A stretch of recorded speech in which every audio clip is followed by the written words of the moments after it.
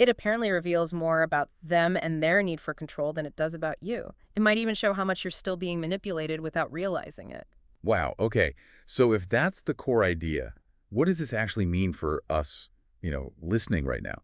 How can we use this understanding in our own lives? That's really the mission for this deep dive, to explore just that. Right. So let's dig into that core premise then. This idea that when you stop being constantly available emotionally, physically, psychologically, the world around you, or at least the people in it, go into a kind of crisis. It's because, as you said, people get used to controlling you through that predictability. Exactly. And this connects really well with something Carl Jung pointed out. He said that everything that irritates us about others can lead us to a better understanding of ourselves. Mm. So think about it like this. When you become less accessible, who gets upset? Who suddenly seems desperate or irritated? Who maybe tries to provoke you just to get any reaction? Ah, okay, so their reaction isn't about you being wrong. Not necessarily. The source suggests it reveals their manipulation, their dependence on your usual reactions. It's like you're holding up a mirror they didn't expect. That reframes it completely. Because, we've all felt it, right? Every time you say yes when you're screaming no inside, every immediate text back when you're exhausted, you're giving away energy. The source says this leads straight to feeling tired, frustrated, even empty. It puts it really starkly. You are too available for those who don't deserve even a minute of your silence. Oof, that's blunt. It is. It really makes you think about your energy as like this finite resource you're just handing out. Precisely. And the source is quick to clarify this isn't about becoming a hermit or, turning your back on everyone. It says it's about choosing yourself. And this is where Jung's concept of individuation comes in. It's this lifelong journey, really, of becoming a whole, authentic person, integrating all the parts of yourself. The source argues that this process, this individuation, it often starts when silence becomes an act of power, when you finally start listening to your own inner voice. Which is tough, because we're kind of conditioned, aren't we? Yeah. From childhood almost, to think our value is tied to how available we are for others. This excessive availability, the source calls it a prison. It makes you predictable. Like you said, you become this emotional emergency button people push when they need something. Yeah, that emotional emergency button analogy is spot on. And it often links back to what called the persona. That's the mask, right? The social face we wear to fit in, to be accepted. It's useful, obviously, but the danger, the source points out, is when you get so used to the mask you forget who's underneath. Saying it's okay when you're absolutely not okay, or replying instantly when you're running on fumes. The source calls this a subtle form of self-abandonment. Self-abandonment, wow. Yeah, it's like you're seeking approval, trying to avoid rejection, but the cost is your own peace, your own vital energy. So the really harsh truth here, according to the source, is that the people who demand your constant availability, maybe they don't actually want you, they want what you provide. Validation, comfort, distraction, whatever it is. Right. And so when you finally draw a line, set a boundary, they get annoyed because you've stopped being, quote, functional for them. And that leads to this really powerful principle in the source. Uh-huh. The more available you are, the less value others give you. Okay. I know it's stark, because what is too abundant becomes emotional rag. It basically argues no one respects what they don't have to earn. No one values what is always there. It's not about playing hard to get. It's about understanding your inherent worth is diminished when you make yourself endlessly, unconditionally available. That's a lot to take in. It completely flips the script on being nice or accommodating. And it leads us perfectly into this next part, protecting your inner system. Jung talked about psychic energy, right? He didn't see the mind as static. No, not at all. He saw it as this dynamic energy system. Every thought, every emotion, every action, it uses up some of that psychic energy. So the big question the source poses is, are you choosing where your energy goes? Or are you just letting the world siphon it off? And it details all these ways we waste it, doesn't it?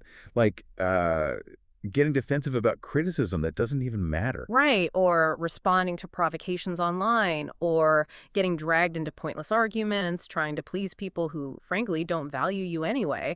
The source calls it wasting inner strength on what does not nourish you. And it brings up that Jung quote, that which you resist persists.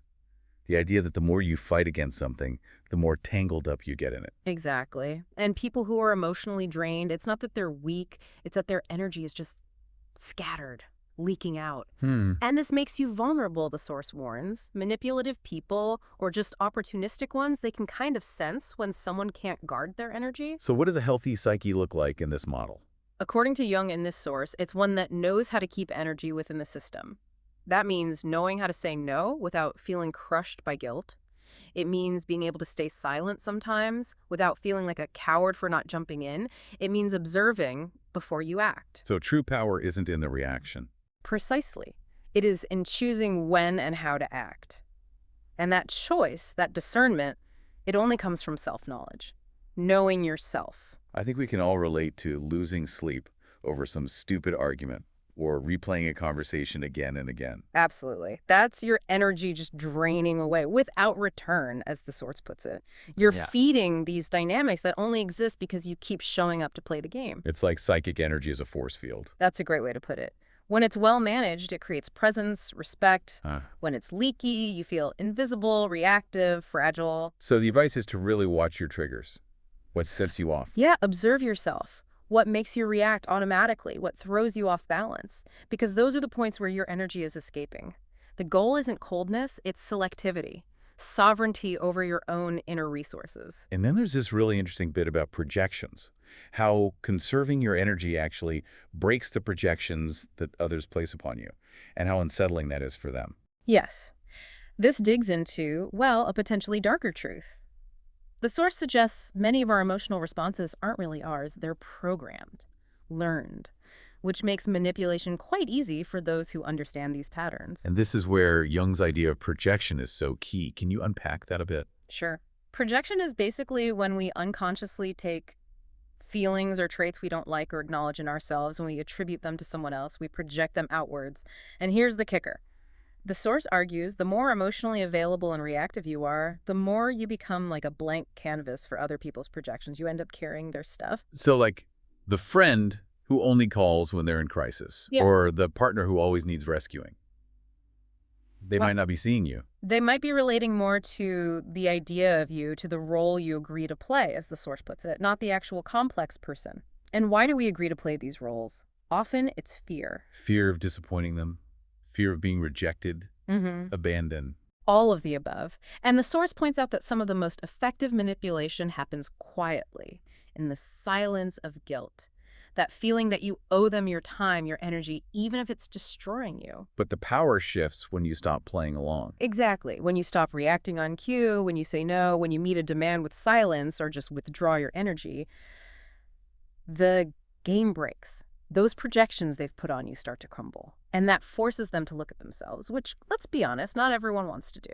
So your unavailability isn't just inconvenient for them, it's actually a threat. Because it mirrors back their own emptiness, their own inner noise. That's the argument. Your silence highlights their noise. And that's when the backlash might come, the criticism, the drama, the accusations. Not because you did something wrong, necessarily. But because you stopped being their convenient mirror. Precisely. It reminds me of another Jung quote the source uses. We do not become enlightened by imagining fires of light, but by making the darkness conscious.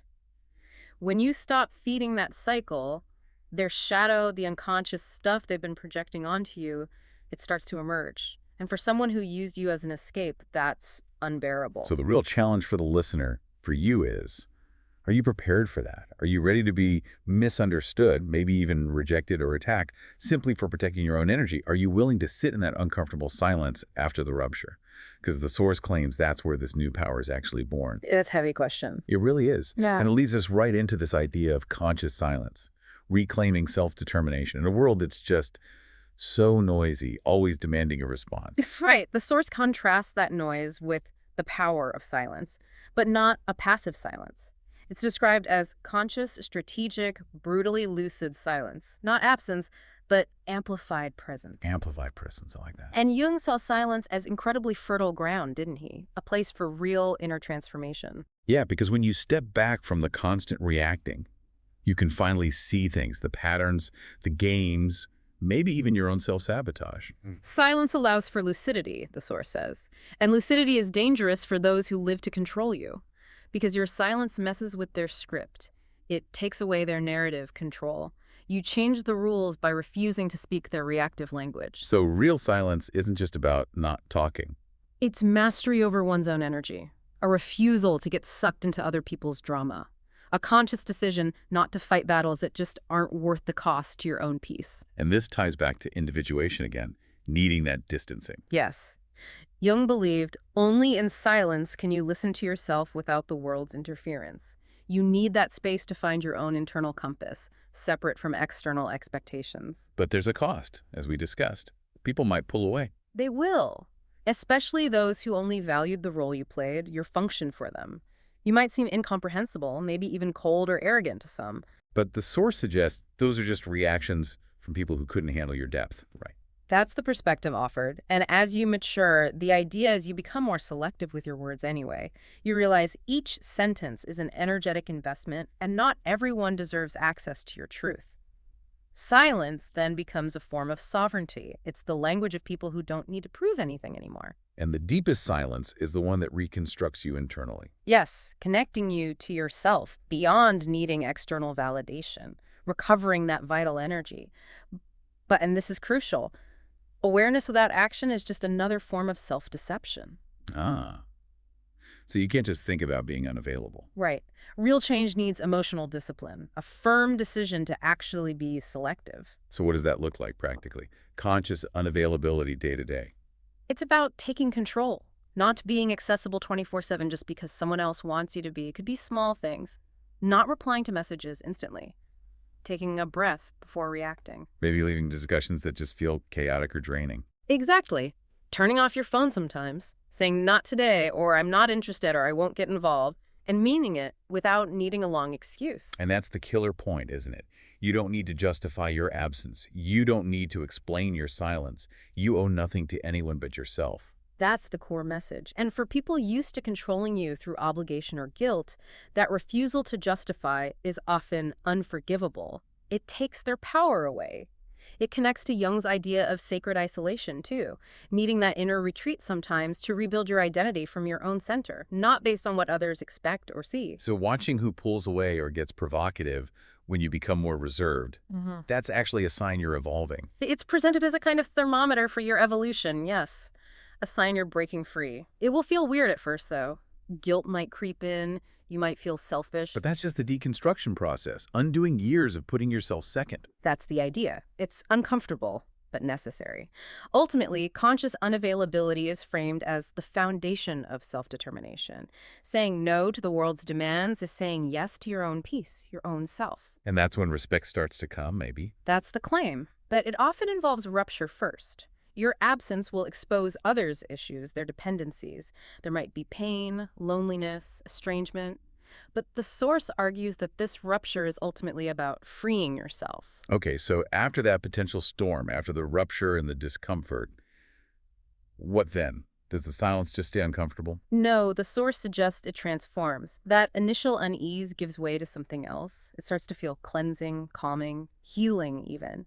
And this leads to solitude, yes, but not a lonely absence. It's described as the solitude of total presence, your own, the solitude of the strong. The solitude of someone who no longer betrays themselves to keep others close. Wow. Right. In that space, confusion supposedly turns into clarity, anxiety into peace. That old neediness gets replaced by a new kind of strength, the strength of being whole within yourself. Which echoes Jung, again, distancing from the collective, taking off the mask, walking your own path for a bit. Returning to yourself.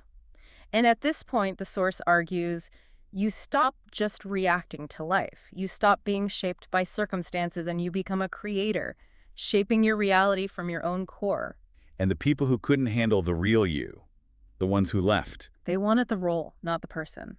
Their leaving makes space. You lose people, yes, but the claim is you will find yourself. You might be misunderstood by some. But you'll finally be respected for who you truly are. You become valuable, rare, unforgettable, precisely because you're no longer available for just anyone, for emotional scraps or mind games. So it's presented as a kind of rebirth, a new start where you only let in what truly aligns with your peace, your truth, your wholeness. And that, the source concludes, is where true self-love begins.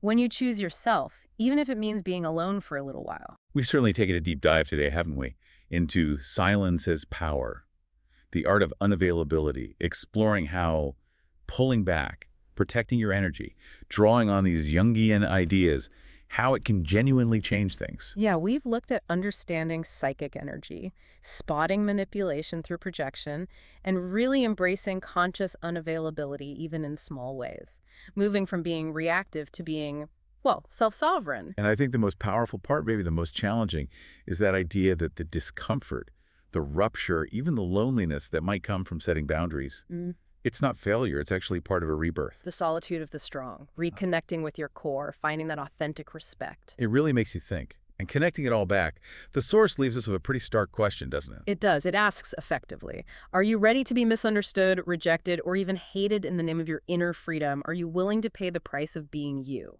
What really stands out to you listening to this? We hope this deep dive has given you some powerful new angles, maybe some practical things to consider in your own life, your own relationships,